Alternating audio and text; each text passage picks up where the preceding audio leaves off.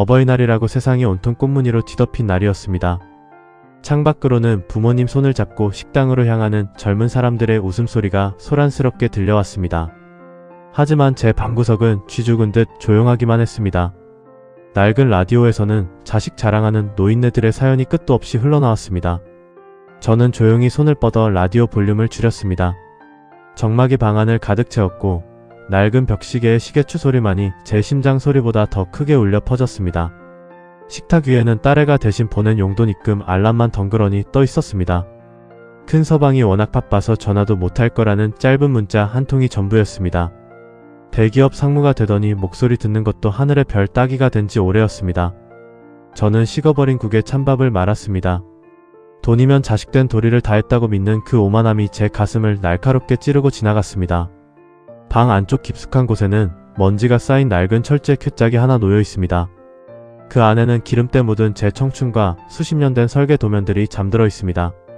정밀 기계 마이스터로 불리며 업계를 호령하던 시절의 제 전부나 다름없습니다. 어느 대기업도 풀지 못한 기술의 정수가 이 낡은 종이 뭉치 속에 숨겨져 있습니다. 제 아들 같은 사위들이 정말 제 가족이 된다면 유산으로 주려고 평생을 아껴둔 제 마지막 심장입니다. 하지만 오늘따라 그 괴짝이 참으로 무겁고 쓸쓸해 보였습니다. 큰 서방은 상무가 된 이후로 제게 전화 한 통 하는 법이 없었습니다. 명절에 그 비싼 벤츠를 끌고 와서 딱 1시간 앉아있다 가는 게 전부였습니다. 제가 전화를 걸어도 비서가 받거나 회의 중이라는 차가운 대답만 돌아오곤 했습니다. 딸에는 늘 큰 서방이 우리 집안 기둥이라며 저를 달랬습니다. 평생을 기계 냄새 맡으며 자식들 뒷바라지 했건만 돌아오는 건 차가운 휴대폰 속 입금 문자뿐이었습니다. 큰 사위는 제가 그를 위해 얼마나 많은 밤을 지새우며 기술을 닦았는지 알 리가 없었습니다. 비가 내리기 시작했습니다. 저는 휴대폰 발신 목록을 열어보았습니다. 수신 기록은 며칠 전 딸이 보낸 문자가 마지막이었습니다. 기계는 고장나면 고치기라도 하지만 사람 마음은 한번 어긋나면 고치기가 참으로 힘들다는 걸 새삼 느꼈습니다. 밥그릇에 담긴 밥은 절반도 줄지 않았는데 배는 이미 헛헛함으로 가득 찼습니다. 과거에는 큰 사위가 제 자랑이었습니다. 똑똑하고 수완 좋은 놈이라 제 기술을 이어받아 가문을 일으킬 줄 알았습니다. 그래서 제가 가진 노하우를 조금씩 흘려주며 그놈의 승진을 도왔습니다. 하지만 그놈은 정상이 가까워질수록 밑바닥에 있던 저를 잊어버린 모양입니다. 가슴속에서 뜨거운 불덩어리가 치밀어 올랐다가 차가운 한숨으로 사그라졌습니다. 창밖의 소음은 점점 잦아들고 어둠이 짙게 깔렸습니다. 전등 하나 켜지 않은 방 안에서 저는 혼자만의 어버이날을 견뎌내고 있었습니다. 그때였습니다. 현관문 쪽에서 작은 기척이 들렸습니다. 이 시간에 찾아올 사람이 없는데 누구인가 싶어 고개를 들었습니다. 휴대폰 진동 소리가 다시 울렸습니다. 이번에는 입금 문자가 아니었습니다. 둘째 사위였습니다. 그놈은 큰 사위처럼 잘나가지도 못하고 중소기업 과장 자리를 겨우 지키며 살아가느라 늘 바쁜 놈이었습니다. 그런데 이 빛 속에 웬일인가 싶어 저는 서둘러 자리에서 일어났습니다. 현관문을 열자 빗물에 젖은 둘째 사위가 서 있었습니다. 한 손에는 카네이션 한 송이를 들고 다른 한 손에는 낡은 종이 가방을 든 채 멋쩍게 웃고 있었습니다. 아버님 식사하셨어요? 빗소리에 섞여 들려오는 그 목소리가 왜 그렇게 가슴을 울리던지 모르겠습니다. 큰 사위에게선 한 번도 들어보지 못한 그 평범하고 따뜻한 물음 하나에 제 마음의 빗장이 스르르 풀리는 기분이었습니다. 둘째 사위는 혼자 어둡게 계셨냐며 불을 켜고 제 식탁을 보더니 속상한 표정을 지었습니다. 아버님, 이런 거 드시지 말고 저랑 나가요. 제가 진짜 맛있는 국밥집 알거든요. 거기서 소주 한잔 하시죠. 그놈의 손길은 투박했지만 따뜻했습니다. 큰 사위의 벤츠 시트보다 훨씬 포근한 그놈의 낡은 차로 저를 안내했습니다. 낡은 국밥집에 마주 앉아 김이 모락모락 나는 국밥을 앞에 두었습니다. 둘째 사위가 낡은 봉투 하나를 내밀었습니다. 아버님, 이거 얼마 안 되지만 어버이날 용돈이에요. 아내 몰래 조금씩 모았어요. 봉투 안에는 빳빳한 만원짜리 10장이 들어있었습니다. 10만원. 큰 사위가 비서를 통해 보낸 그 큰 돈보다 훨씬 묵직하게 제 손바닥에 닿았습니다. 저는 소주 한 잔을 들이키며 참았던 큰 사위 욕을 한마디 내뱉었습니다. 야, 그 큰 놈은 연락 한 통이 없더라. 돈만 보내면 다인 줄 아는 모양이야. 제 말에 둘째 사위는 당황한 기색도 없이 인자하게 웃었습니다. 아버님, 형님도 회사 일이 워낙 중책이라 그러실 거예요. 상무 자리가 보통 바쁜 게 아니잖아요. 제가 형님 목까지 더 자주 찾아뵐게요. 너무 서운해하지 마세요. 그놈은 제 화를 도둑이는커녕 오히려 큰 사위를 투둔하며 저를 달랬습니다. 국밥집 천장에 달린 작은 TV에서는 야구 하이라이트가 나오고 있었습니다. 그걸 보던 둘째 사위가 제 눈을 맞추며 말했습니다. 아버님, 우리 조만간 야구장도 같이 가요. 제가 표 예매해 놓을게요. 그리고 이번 주말에는 장모님 산소도 같이 다녀오시죠. 제가 차 준비하겠습니다. 저는 그놈의 말 한마디 한마디에 가슴 밑바닥부터 무언가 차오르는 것을 느꼈습니다. 아버님, 한 달에 한 번은 꼭 저랑 여기서 맛있는 거 드세요. 제가 동네 맛집 다 꿰고 있거든요. 그놈은 제 헛헛한 마음을 돈이 아니라 시간으로 채워주고 있었습니다. 큰 사위는 죽었다 깨어나도 모를 그 소중한 진심이 제 눈앞에 있었습니다. 저는 말없이 소주잔을 다시 채웠습니다. 10만원이라는 작은 정성을 담아 제 고독한 인생을 채워줄 사람. 저는 오늘 밤 이놈과 함께 야구 이야기를 하고 죽은 아내 이야기를 하며 긴 시간을 보낼 것입니다. 인생의 보상은 제 진심을 들어주는 이 따뜻한 눈빛에 있다는 것을 저는 이제야 깨달았습니다. 둘째 사위가 태워다 준 낡은 아반떼에서 내려 집으로 들어온 그 밤, 저는 한참 동안 거실 불도 켜지 않은 채 어둠 속에 앉아 있었습니다. 주머니 속 10만원 봉투의 온기가 아직도 손바닥에 남아 화끈거렸습니다. 낡은 국밥집에서 나눈 그놈과의 약속들, 야구장에 가고 장모님 산소에 가자는 그 소박한 진심이 제 70년 고독한 가슴을 헤집어 놓았기 때문입니다. 하지만 평온함도 잠시였습니다. 방 안으로 들어선 순간 제 코끝을 찌른 건 익숙한 기름 냄새가 아니라 낯선 침입자의 향수 냄새였습니다. 제 방은 어질러져 있었습니다. 평생을 칼같이 정리하며 살아온 제 서랍들이 파헤쳐져 있었고 옷가지들은 바닥에 흉측하게 널브러져 있었습니다. 범인은 뻔했습니다. 큰 사위 놈이었습니다.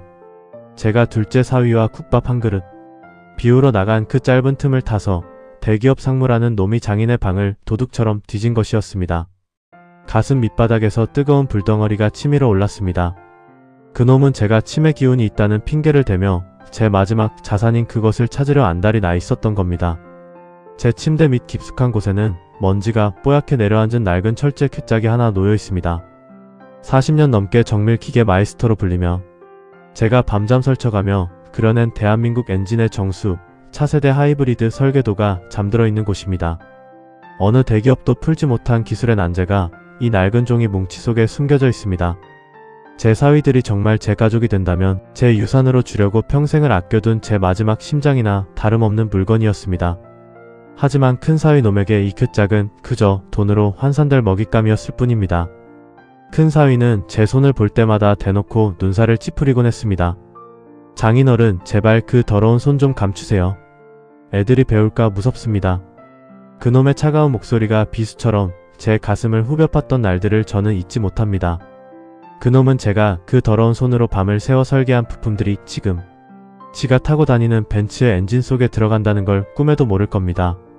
제 손톱 밑에 박힌 기름때는 자식들 공부시키고 지놈 결혼시킬 때 보탠 훈장이었건만 성공이라는 사다리를 타고 높이 올라간 놈에게 애비의 손은 이제 지워버리고 싶은 부끄러운 과거일 뿐이었습니다. 쾌짝은 열리지 않은 채 바닥에 덩그러니 놓여 있었습니다. 쾌짝의 모서리에는 누군가 발로 걷어찬 듯한 선명한 구두 자국이 남아 있었습니다. 열리지 않으니 화풀이라도 한 모양이었습니다. 쓰레기 같은 노인네, 도대체 어디다 숨겨둔 거야? 그놈이 방을 나서며 내뱉었을 톡설이 귓가에 쟁쟁하게 들리는 듯 했습니다. 굴지의 기업 회장들이 직접 사람을 보내 제발 팔아달라고 사정하던 그 설계도를 제 사위라는 놈은 곰을 취급하며 발로 찼습니다. 그 순간 저는 확실히 깨달았습니다. 기술보다 중요한 건 결국 그 기술을 담을 사람의 그릇이라는 사실을 말입니다. 큰 사위 회사가 요즘 기술 결함 문제로 부도 위기에 처했다는 소문은 익히 들었습니다. 엔진 결함을 잡지 못해 수조원의 리콜 사태가 터지기 일보 직전이라고 하더군요. 그 결함을 한 번에 해결할 유일한 열쇠가 바로 제 쾌짝 안에 있는데 그놈은 제 안부 대신 제 방을 뒤지는 길을 택했습니다. 돈이면 부모 자식 인연도 쉽게 저버리는 그 오만함에 소름이 돋았습니다. 큰 사위에게 저는 그저 빨리 죽어주길 바라는 유통기한 지난 소모품이었습니다. 겉만 번지르르한 수트 뒤에 숨겨진 그놈의 속내는 썩은 고기보다 더 고약한 악취를 풍기고 있었습니다. 저는 무릎을 꿇고 낡은 쾌짝을 어루만졌습니다. 발길질에 긁힌 자국이 제 가슴에 새겨진 흉터처럼 아프게 다가왔습니다. 돈이면 부모의 영혼까지 살 수 있다고 믿는 저 괴물을 내가 키웠나 싶어 자괴감이 밀려왔습니다. 평생 기계 냄새 맡으며 자식들 뒷바라지할 것만 돌아오는 건 차가운 디지털 숫자와 도둑 맞은 제 방의 풍경뿐이었습니다. 서운함은 어느덧 분노를 넘어 거대한 심판의 의지로 변해가고 있었습니다. 하지만 그 절망의 끝에서 저는 둘째 사위가 쥐어준 10만원 봉투를 다시 떠올렸습니다. 10만원. 큰 사위가 보낸 500만원보다 100배는 더 따뜻했던 그 돈. 제 흉을 보면서도 사정이 있을 거라며 되레 저를 달래주던 그 투박한 진심. 제 기술은 저런 독사 같은 놈들의 배를 불리는 도구가 되어서는 안 됩니다. 제 기술은 사람을 귀하게 여기고 낡은 장인의 손마디를 존경할 줄 아는 사람의 손에서 다시 태어나야 합니다. 저는 떨리는 손으로 괴짝의 비밀번호를 눌렀습니다. 30년 만에 열리는 괴짝 안에서 푸르스름한 설계도가 그 위용을 드러냈습니다. 창밖의 빗줄기는 점점 잦아들고 새벽 공기가 방 안으로 스며들었습니다. 거울 속 제 모습은 초라한 노인이 아니라 심판을 앞둔 엄격한 마이스터의 얼굴을 하고 있었습니다. 큰 사위야, 내가 무시했던 이 늙은이의 기름때 묻은 손이 얼마나 무서운지 내가 똑똑히 보여주마. 너희들이 돈으로 짓밟으려 했던 내 진심이 어떻게 너희들의 목을 죄는 밧줄이 되는지 지켜보거라. 저는 설계도의 마지막 빈칸에 제 머릿속에만 담아두었던 신의 한 수를 기입했습니다. 이 도면이 완성되는 순간 큰 사위의 오만한 왕국은 무너질 것이고 제가 선택한 둘째 사위는 대한민국 기계산업의 새로운 주인이 될 것입니다. 인생의 보상은 기다리는 자에게 오는 것이 아니라 진심을 알아보는 자에게 주는 선물이라는 것을 저는 이제야 온몸으로 느끼고 있었습니다. 내일 야구장에 가서 둘째 놈에게 이 소식을 어떻게 전할까 생각하니 가슴 밑바닥에서 뜨거운 기운이 올라왔습니다. 큰 사위 놈이 제 발등을 찍게 될 그 찬란한 참교육의 시간이 이제 코앞으로 다가오고 있었습니다. 난장판이 된 방을 정리하지도 못한 채 꼬박 밤을 지새웠습니다. 창밖으로 푸르스름한 새벽빛이 밝아올 때쯤 저는 주머니 속 10만원 봉투를 꺼내 책상 위에 올려두었습니다. 어제 국밥집에서 둘째 사위가 수줍게 내밀던 그 온기가 얼음장처럼 차가워진 제 방 안을 겨우 데우고 있었습니다. 40년 넘게 쇳가루 마시며 자식들 키워낸 보람이 고작 도둑 맞은 방의 풍경이라니 참으로 기가 막힐 노릇이었지요. 그때였습니다. 대문 밖에서 고급 승용차의 엔진 소리가 들리더니 이내 거칠게 대문을 두드리는 소리가 정적을 깨뜨렸습니다. 연락도 없이 들이닥친 건 역시나 큰 사위였습니다. 어제 제 방을 몰래 뒤지고 간 것도 모자라 이번에는 아예 대놓고 본색을 드러내기로 한 모양이었습니다. 거실로 들어온 그놈은 제 안색을 살피기는커녕 제 방 쪽을 힐끔거리며 소파에 거만하게 주저앉았습니다. 아버님, 어제 제가 잠시 실례를 좀 했습니다. 하지만 다 아버님과 저희 가족을 위해서 그런 거니 이해하시죠? 그놈의 입에서 나온 사과는 사과가 아니라 통보였습니다. 대기업 상무라는 감투가 사람의 도리까지 있게 만든 건지 그놈의 눈에는 늙은 장인이 아니라 그저 돈이 되는 정보만 보이고 있었습니다. 아버님, 긴 말 안 하겠습니다. 아버님이 가진 그 엔진 설계도 저희 쪽에 넘기시죠. 지금 회사 상황이 급합니다. 이거 하나면 아버님 남은 인생, 아니 손주들 대대손손 먹고 살 돈 저희가 책임지겠습니다. 100억입니다. 현금으로 바로 꽂아드릴 수도 있습니다. 그놈은 100억이라는 숫자를 마치 대단한 선심이라도 쓰는 양 내뱉었습니다. 저는 조용히 소주 기운이 가신 마른 입술을 뗐습니다. 그 괴짝은 내 목숨과도 같은 거다. 돈으로 살 수 있는 게 아니야. 당장 나가거라. 제 단호한 말에 큰 사위의 얼굴이 불그락푸르락 변하더군요. 아버님, 고집 좀 그만 피우세요. 지금 그 낡은 종이 뭉치지고 계셔봤자 고물상에서도 안 받아줍니다. 저희 회사가 망하면 아버님 딸은 어떡하고 손주들은 어떡할 겁니까? 그놈은 다시 한번 자식을 볼모로 저를 협박했습니다. 30년 넘게 밤잠 설쳐가며 대한민국 기계산업의 기틀을 닦았던 제 자부심을 그놈은 지금 낡은 종이 뭉치라고 모욕하고 있었습니다. 옆에서 지켜보던 큰딸까지 제 무릎을 잡으며 울먹였습니다. 아빠, 제발 이번 한 번만 도와줘. 큰 서방 상무 자리에서 내려오면 나 진짜 죽어. 아빠가 가진 그 설계도가 우리 집 기둥이라는데 왜 그렇게 모질게 굴어? 딸아이의 눈물 섞인 애원을 들으며 제 가슴은 갈기갈기 찢어지는 것 같았습니다. 자식 잘되라고 평생을 헌신했는데 정작 그 자식은 제 인생의 정수가 담긴 설계도를 그저 남편의 출세를 위한 도구로만 여기고 있었습니다.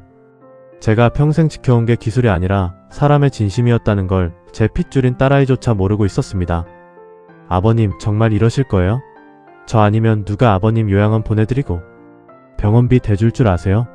어제 보니까 그 찌질한 둘째 동서랑 국밥 드시던데 그놈이 주는 10만원 가지고 아버님 똥기저귀나 갈 수 있을 것 같습니까? 정신 차리세요, 아버님. 그놈의 잔인한 톡설이 제 머릿속을 하얗게 비워버렸습니다. 큰 사위의 눈에는 10만원의 진심보다 100억의 탐욕이 훨씬 더 가치 있었겠지요. 하지만 그놈은 몰랐습니다. 제가 그 10만원 때문에 오늘 이 자리에 버티고 서 있다는 사실을 말입니다. 저는 천천히 자리에서 일어나 방으로 들어갔습니다. 그리고 어제 둘째 사위와 찍은 낡은 야구장 예매 확인증과 책상 위에 10만원 봉투를 들고 나왔습니다. 큰 사위야, 너는 이 10만원이 우스우냐? 이 돈은 지독한 가난 속에서도 장인의 온기를 걱정하는 사람의 마음이다. 그런데 너는 100억을 들고 와서 내 영혼을 팔라고 하는구나. 너는 기술을 가질 자격이 없다. 아니, 너는 내 사위가 될 자격조차 없다. 제 목소리는 낮았지만 서슬퍼런 칼날처럼 거실을 갈랐습니다. 에이, 진짜 벽창호 노있네. 좋습니다. 그럼 어디 그 찌질한 사위랑 평생 국밥이나 말아 드시면서 고독사 하시죠. 이제부터 저 아버님 자식 아닙니다. 큰 사위는 딸아이를 질질 끌다시피 하며 집을 나갔습니다. 현관문이 부서져라 닫히는 소리가 온 집안을 흔들었습니다. 다시 찾아온 정적 속에서 저는 거실 창밖을 내다보았습니다. 화려한 벤츠를 타고 멀어지는 그놈의 뒷모습이 오늘따라 왜 그렇게 초라해 보이던지요. 돈은 가졌을지 몰라도 사람의 마음을 잃어버린 그놈은 이미 엔진이 꺼진 코철 덩어리나 다름없었습니다. 저는 다시 방으로 들어가 낡은 철제 쾌짝을 어루만졌습니다. 어제 큰 사위가 남긴 구두 발자국을 정성스레 닦아내며 저는 결심했습니다. 제 기술은 사람을 짓밟는 흉기가 되어서는 안됩니다. 제 기술은 낡은 구두를 신고도 장인을 업어주겠다던 그 착한 둘째 놈의 손에서 다시 태어나야 합니다. 저는 떨리는 손으로 설계도의 마지막 빈칸에 비밀의 수치를 기입했습니다. 이 수치 하나가 들어가느냐 마느냐에 따라 엔진의 수명은 10년이 결정됩니다. 큰 사위가 그토록 원하던 기술에 정수하지만 그놈이 무시했던 그 사람의 온도가 바로 이 설계도의 핵심이었습니다. 이제 모든 준비는 끝났습니다. 큰 사위는 조만간 자신의 회사가 왜 무너지는지도 모른 채 파멸의 길을 걷게 될 것입니다. 그리고 제가 선택한 둘째 사위는 자신이 상상도 못했던 거대한 기회의 주인공이 되겠지요. 저는 책상 달력의 주말칸에 커다랗게 동그라미를 쳤습니다. 산소 방문 야구장. 둘째 사위와 약속한 그 평범한 일상이 제 인생의 가장 화려한 폭스곡이 될 것입니다. 인생의 보상은 기다리는 자에게 오는 것이 아니라 진심을 알아보는 자에게 주는 선물이라는 것을 저는 이제야 온몸으로 느끼고 있었습니다. 저는 둘째 사위에게 전화를 걸었습니다. 이서방, 이번 주말에 약속 있지 않았지? 야구장 가기 전에 맛있는 거 사줄 테니 준비하고 있게나. 수화기 너머로 들려오는 둘째 사위의 밝은 목소리에 저는 아주 오랜만에 소리내어 허허 웃었습니다. 70년 인생의 가장 찬란한 반전이 지금 막 시작되고 있었습니다. 아침 9시가 조금 넘었을 때였습니다. 집 앞 골목길이 갑자기 시끄러워지더니 검은색 대형 세단 여러 대가 줄지어 들어오는 소리가 들렸습니다. 동네 사람들이 창문을 열고 구경할 정도로 화려한 행렬이었지요. 큰 사위 놈이 결국 사람을 보내 저를 강제로 요양원에 보내려는 건가 싶어 저는 낡은 철제 괴짝의 열쇠를 더 꽉 쥐었습니다. 하지만 대문을 열고 들어온 사람은 건장한 경호원들이 아니었습니다. 팩발이 성성하지만 기품이 넘치는 한 노신사가 피서들을 거느리고 제 마당으로 들어오고 있었습니다. 그를 보자마자 제 가슴 한구석에 묻어두었던 40년 전의 기억이 파노라마처럼 스쳐 지나갔습니다. 대한민국 최대 제조그룹인 성진의 최 회장이었습니다. 그 시절 제가 공장장으로 있을 때 제 밑에서 기름때 묻히며 기술을 배우던 막내 제자였지요. 기술 하나를 가르치면 밤을 새워 복귀하던 그 독종 같던 녀석이 이제는 나라 경제를 쥐락펴락하는 거물이 되어 제 앞에 서 있었습니다. 최 회장은 마당에 들어서자마자 저를 보고는 90도로 허리를 숙였습니다.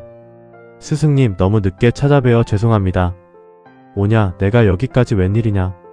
최 회장은 제 거친 손을 두 손으로 잡으며 눈시울을 붉혔습니다. 스승님이 아니었다면 지금의 저도 성진그룹도 없었을 겁니다. 이번에 저희 그룹에서 사활을 걸고 준비 중인 신형 엔진이 자꾸만 벽에 부딪히고 있습니다. 설계의 마지막 퍼즐, 스승님의 그 설계도가 아니면 도저히 풀 수 없다는 결론이 났습니다. 최 회장의 간절한 청탁에 저는 방 안에 있던 낡은 철제 괴짝을 천천히 밖으로 가지고 나왔습니다. 바로 그 순간이었습니다. 집 앞에 벤츠 한 대가 급브레이크를 밟으며 멈춰 서더군요. 어제 그렇게 소리를 지르고 나갔던 큰 사위 놈이었습니다. 아마도 자기 회사의 최대 고객인 성진. 그룹 차량이 장인의 집 앞에 서 있다는 소식을 듣고 혼비백산에서 달려온 모양이었습니다. 대문을 밀치고 들어온 큰 사위는 마당에 서 있는 광경에 그만 자리에 얼어붙고 말았습니다. 자기 회사의 생사여탈권을 쥐고 있는 최 회장이 자기가 무시하던 낡은 장인 앞에서 고개를 숙이고 있었으니까요. 회장님? 회장님이 여기 웬일이십니까? 큰 사위의 비굴한 목소리가 마당의 정적을 깼습니다. 최 회장은 고개를 돌려 차가운 눈빛으로 큰 사위를 바라보았습니다. 자네가 박 마이스터님의 사위인가? 큰 사위는 손바닥에 땀을 쥐며 연신 고개를 숙였습니다. 예, 그렇습니다. 성진 엔진 사업부 파트너사의 박상무라고 합니다. 최 회장의 목소리는 서늘하게 가라앉았습니다. 자네 회사에서 우리 기술팀의 협조 요청을 거절했다던데 그 이유가 스승님의 도면을 자네가 개인적으로 소유하려고 했기 때문이라는 보고를 받았네. 장인 어른의 위대한 유산을 고작 자네 사리사욕을 위해 이용하려 했다니 참으로 실망스럽군. 큰 사위의 다리가 후들거리며 마당 바닥에 주저앉을 뻔했습니다. 아버님 그게 아니고요. 제가 잠시 미쳤었나 봅니다. 큰 사위는 제 바짓가랑이를 붙잡으려 했지만 저는 냉정하게 그 손을 쳐냈습니다. 돈이면 다 되는 줄 알던 내 세상은 이제 끝났다. 너는 내 기술을 냄새나는 종이 쪼가리라 했지? 최 회장은 수행원들에게 지시를 내렸습니다. 이 친구네 회사와의 모든 계약을 전면 재검토하게. 그리고 기술 탈취 시도에 대해서는 법무팀을 통해 엄중히 대응하도록. 그때 낡은 차 한 대가 대문 앞에 멈춰 섰습니다. 야구장에 가기로 약속했던 둘째 사위가 나타난 것이었습니다. 한 손에는 야구장 티켓을, 다른 한 손에는 장모님 산소에 올릴 꽃다발을 들고 있던 둘째 사위는 마당의 화려한 행렬에 눈이 휘둥그레졌습니다. 아버님, 손님들이 계셨네요. 제가 방해가 된 건 아니죠? 둘째 사위는 최 회장이 누구인지도 모른 채 그저 젖은 어깨를 털며 저를 걱정하고 있었습니다. 큰 사위가 무시하던 그 낡은 점퍼 차림의 둘째 사위가 제 곁에 서자 저는 최 회장에게 말했습니다. 최 회장, 이 사람이 내 기술을 정식으로 이어받을 내 유일한 후계자라네. 이 친구가 다니는 회사가 자네네 엔진 부품을 납품한다지? 이 설계도의 모든 권한은 오늘부로 이 서방에게 넘기겠네. 자네가 이 친구를 잘 이끌어주게나? 최 회장은 다시 한번 허리를 숙였습니다. 스승님의 뜻을 받들겠습니다. 이 사장님, 앞으로 저희 성진그룹의 핵심 파트너로서 잘 부탁드립니다. 둘째 사위는 어리둥절한 표정으로 저와 최 회장을 번갈아 보았습니다. 아버님, 이게 대체 무슨 일인가요? 제가 회장님이라니요? 저는 둘째 사위의 어깨를 툭 쳤습니다. 이서방, 놀라지 마라. 내가 어제 국밥집에서 내민 그 진심이 이 장인을 다시 살게 했단다. 10만원짜리 봉투가 100억짜리 계약서보다 훨씬 무겁다는 걸 내가 나에게 가르쳐주지 않았느냐. 큰 사위는 넋이 나간 표정으로 마당에 멍하니 서 있었습니다. 화려한 벤츠를 타고 와서 장인을 멸시하던 그놈의 위세는 온데간데 없고 오직 추악한 욕심에 찌든 한 남자의 초라한 몰락만이 남았습니다. 저는 마당 구석에 있는 낡은 쾌짝을 가리켰습니다. 저 안에는 기술만 있는 게 아니다. 사람을 귀하게 여기고 세월을 견디는 법이 들어있지. 너라면 충분히 감당할 수 있을 거다. 동네 골목에는 최 회장이 타고 온 세단들이 길게 늘어서 있었고 사람들은 그 경이로운 광경을 보며 수군거렸습니다. 제 곁에는 제 진심을 알아주는 아들 같은 제자와 진짜 아들이 된 사위가 있었으니까요. 저는 둘째 사위의 차에 올랐습니다. 최 회장의 화려한 리무진보다 조금은 덜덜거리지만 사람 냄새 나는 이 차가 저는 훨씬 더 좋았습니다. 아버님, 안전벨트 매세요. 둘째 사위의 밝은 목소리를 들으며 저는 창밖을 보았습니다. 큰 사위 놈이 자기 머리를 쥐어뜯으며 길바닥에 주저앉아 있더군요. 그놈에게는 인생의 가장 뼈아픈 어버이날로 기억되겠지만 저에게는 70년 고독한 삶을 보상받는 가장 찬란한 봄날이었습니다. 인생의 보상은 결국 돈이 아니라 사람이라는 것, 그리고 진심은 반드시 돌아와 악인을 심판한다는 것을 저는 오늘 보여주었습니다. 이제 마지막으로 아내의 산소에 가서 이 기쁜 소식을 전할 일만 남았습니다. 큰 사위가 무너지고 둘째 사위가 제 후계자로 우뚝 선 지도 어느덧 일주일이 지났습니다. 세상은 여전히 시끄럽게 돌아가고 큰 사위네 회사가 법정 관리에 들어갔다는 뉴스가 연일 들려왔지만 제 마음은 그 어느 때보다 평온합니다. 저는 오늘 평생 한 번도 입어보지 않았던 화사한 베이지색 면바지에 깔끔한 셔츠를 꺼내 입었습니다. 거울 속에 비친 제 모습이 낯설면서도 어색하게 느껴지더군요. 제 손톱 밑에 박혀있던 검은 기름때는 이제 많이 옅어졌습니다. 그 기름때가 사라진 자리에 이제는 사람 사는 온기가 스며들기 시작했습니다. 둘째 사위의 낡은 아반떼가 집 앞에 멈춰 섰습니다. 아버님, 준비 다 하셨어요?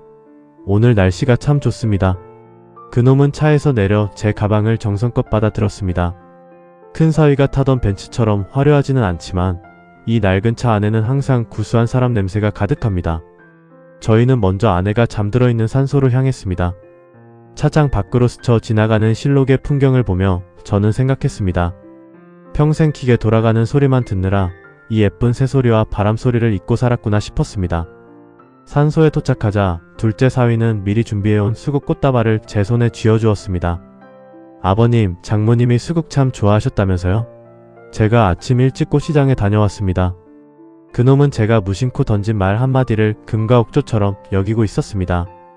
저는 아내의 비석 앞에 꽃을 내려놓고 한참 동안 말이 없었습니다. 여보, 나왔어. 당신이 그토록 걱정하던 우리 둘째 사위가 이제 내 뒤를 잇게 됐어. 이 사람이 나를 야구장에도 데려가고 맛있는 것도 사준다고 하네.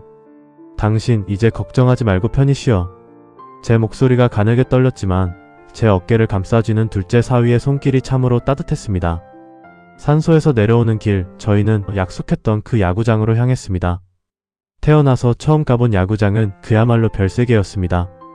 수만 명의 사람이 한 목소리로 응원가를 부르고 시원한 함성이 하늘을 찌르는 그곳에서 저는 비로소 제가 살아있음을 느꼈습니다. 아버님, 여기 치킨이랑 맥주 드세요. 이 자리가 명당입니다. 둘째 사위는 아이처럼 해맑게 웃으며 제게 맥주잔을 내밀었습니다. 평생 고독하게 혼자 마시던 소주가 아니라 사람들과 어울려 마시는 시원한 맥주 한 잔에 제 가슴속 응어리가 뻥 뚫리는 기분이었습니다. 응원가가 울려 퍼지는 야구장 한복판에서 저는 제 손을 가만히 내려다보았습니다. 40년 넘게 쇳가루 마시고 기름때 묻히며 자식들 뒷바라지한 제 거친 손마디. 큰 사위는 이 손을 더럽다며 고개를 돌렸지만 이 둘째 놈은 이 손이 대한민국을 만든 위대한 손이라며 두 손으로 꼭 잡아주었습니다. 제 인생의 보상은 결국 통장에 찍히는 숫자가 아니라 제 거친 손을 부끄러워하지 않고 잡아주는 이 따뜻한 체온이었다는 걸 저는 이제야 온몸으로 깨달았습니다. 야구 경기가 끝나고 노을이 지는 하늘을 보며 저희는 다시 국밥집으로 향했습니다. 이제는 단골이 된 그 낡은 식당 이모님이 저희를 반겨주었습니다. 아이고 사장님, 오늘 옷이 날개네. 대표님 된 사위 덕에 호강하시네. 그 말에 저는 허허 크게 웃었습니다. 이제는 더 이상 구석진 자리에 앉아 눈치 보며 흉을 보지 않습니다. 당당하게 탁자 가운데 자리를 잡고 제 진심을 알아준 이 착한 아들과 마주 앉아 뜨끈한 국밥 한 그릇을 나눴습니다. 주머니 속에는 둘째 사위가 지난주에 주었던 그 10만원 봉투가 아직도 들어있습니다. 저는 이 봉투를 쓰지 않고 제 봄을 1호로 간직하기로 했습니다. 100억을 준다던 큰 사위의 계약서보다 이 빳빳한 만원짜리 10장이 저를 더 부자로 만들어 주었으니까요. 큰 사위는 제 기술을 훔치려다 모든 걸 잃었지만 둘째 사위는 제 마음을 얻어 세상에서 가장 큰 유산을 물려받았습니다. 기술은 가르칠 수 있지만 성품은 가르칠 수 없다는 제 신념이 옳았음을 증명한 것 같아 뿌듯했습니다.